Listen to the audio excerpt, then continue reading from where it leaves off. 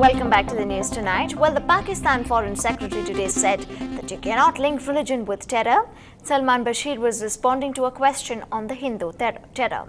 Well, the Indian and the Pakistani Foreign Secretaries met after a gap of nearly 6 months in Bhutan last night.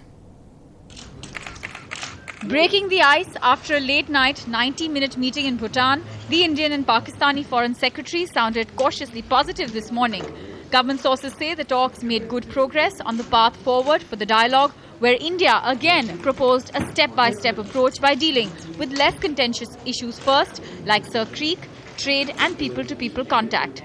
That's despite the sparring over the Samjhauta case. The Pakistani side also played down their own comments on Hindu terror on the eve of these talks.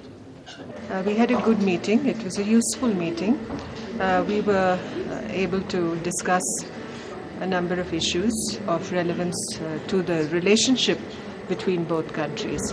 It was not a discussion dominated by one issue, but we talked about the process and to chart the way forward, what the best modalities would be.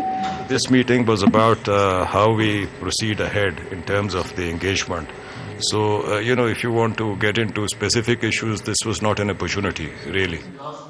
The two foreign secretaries will now report back to their governments, and dates are expected to be finalized for the Pakistani foreign minister's visit to India. In New Delhi with Nidhi Razdan, Bani Singh Chadda, NDTV. And on to some news from the international quarters. Well, Pakistan's former President Pervez Musharraf was today named as an accused in the assassination of ex-Premier Benazir Bhutto. Musharraf, who has been living in self-exile in Britain since early 2009, was named as an accused in the interim charge sheet filed by the Federal Investigation Agency in the Anti-Terrorism Court in Rawalpindi. Now, this according to the state television. A report by a UN commission that probed the Bhutto's assassination had blamed Musharraf for failing to take adequate steps to provide security to the former premier. Bhutto was killed by a suicide attacker in Rawalpindi in December 2007 during an election rally there. Musharraf was then the president of Pakistan. Well, the United Nations inquiry report into the assassination of Benazir Bhutto that was released on the 15th of April in 2010 had blamed the then Pakistan government headed by Pervez Musharraf.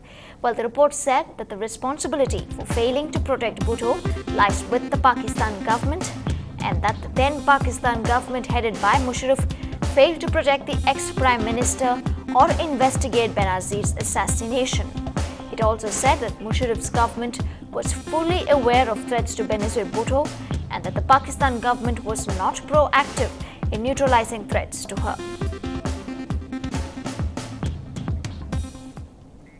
And on to some sports news now. Well, it is a major setback for the Indian team before the World Cup campaign. Fast bowler Praveen Kumar has been ruled out of the tournament due to an elbow injury. Praveen had returned home during the ODI series against South Africa after he had aggravated his elbow injury. Now, despite that, he was included in the final 15 for the World Cup squad. He was undergoing treatment at Bangalore's National Cricket Academy, after which he went to England, and now his replacement will be named very soon. Back up at times. Well, to think that a basketball tournament happens in Chennai can attract the likes of an NBA detective from the United States is too many for unbelievable. And not only that, the man inaugurated the tournament at the Hindustan University, gave few once-in-a-lifetime drill trips to the players, and spoke to NDTV Hindu's Natasha about why NBA is in India in the first place and lots more juicy details. Listen in. We have with us today Troy Justice, who's the Director for India Operations from the NBA. Thank you so much for talking to us. It's a pleasure. Thank you for having me. Well, in terms of the game of basketball, where has this sudden interest for India cropped up from? Well, we've been here working on research and development for 4 years now because we knew we had to come to this emerging market because India loves basketball, number one. There's a very passionate basketball community here.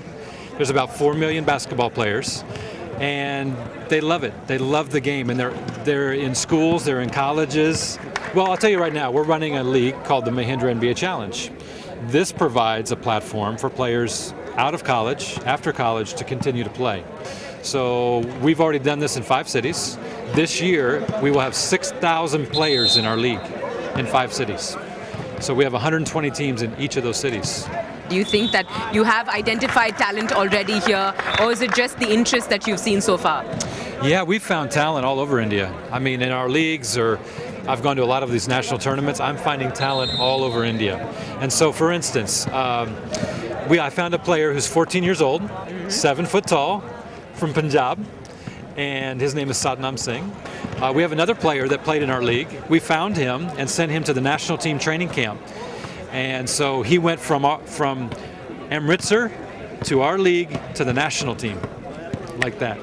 But right now there's 4 million players in India. We need 40 million.